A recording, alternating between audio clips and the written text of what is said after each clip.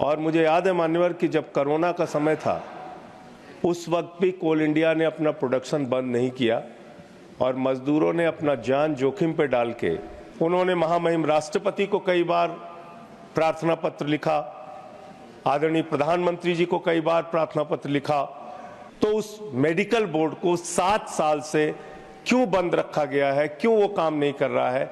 माननीय Shri Sanjay Singh ji, concern over social and economic conditions of sick workers of Coal India. धन्यवाद मान्यवर, आपने मुझे एक बहुत ही गंभीर विषय पे अपनी बात कहने का मौका दिया।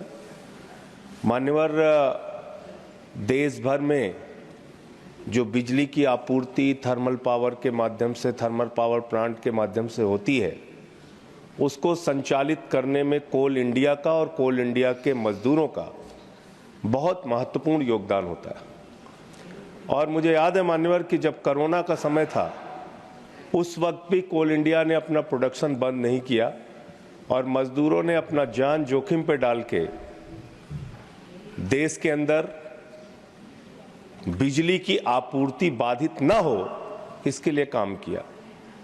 मान्यवर, कोल इंडिया का खुद का नेशनल वेज एक्ट है और उस नेशनल वेजेस एक्ट के तहत ये साफ तौर पे लिखा गया है, उसका क्लास 9.4 है जो कहता है कि जो मजदूर कोल इंडिया में काम करते करते गंभीर रूप से बीमार हो जाएगा, किसी को कैंसर की बीमारी, किसी को लीवर की बीमारी, किसी को किडनी की बीमारी, यानी कि जो गंभीर बीमारियां हैं, उनके लिए ये नियम बनाया गया कि उनके जो आश्रित हैं, उनके जो डिपेंडेंट्स हैं, उनको नौकरी दी जाएगी और इसके लिए जो परीक्षण होगा, चिकित्सीय परीक्षण होगा, वो मेडिकल बोर्ड करेगा, कोल इंडिया का मेडिकल बोर्ड करेगा।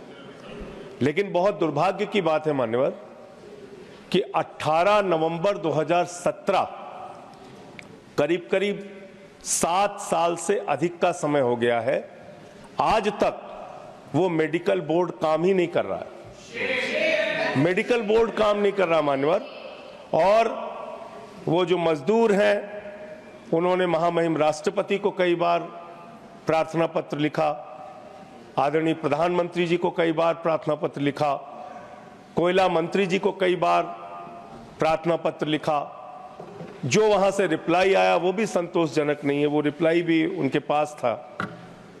तो मान्यवर, मैं आपके माध्यम से सरकार से विनम्र अनुरोध करना चाहता हूं कि जब आपने वेजेस एक्ट बना रखे हैं उनके लिए और ये नियम है कि जो लोग गंभीर रूप से बीमार होंगे मेडिकल बोर्ड उनका चेकअप करेगा और जो उनके आश्रित हैं, जो उनके डिपेंडेंट्स हैं, उनको नौकरी दी जाएगी, तो उस मेडिकल बोर्ड को 7 साल से क्यों बंद रखा गया है, क्यों वो काम नहीं कर रहा है?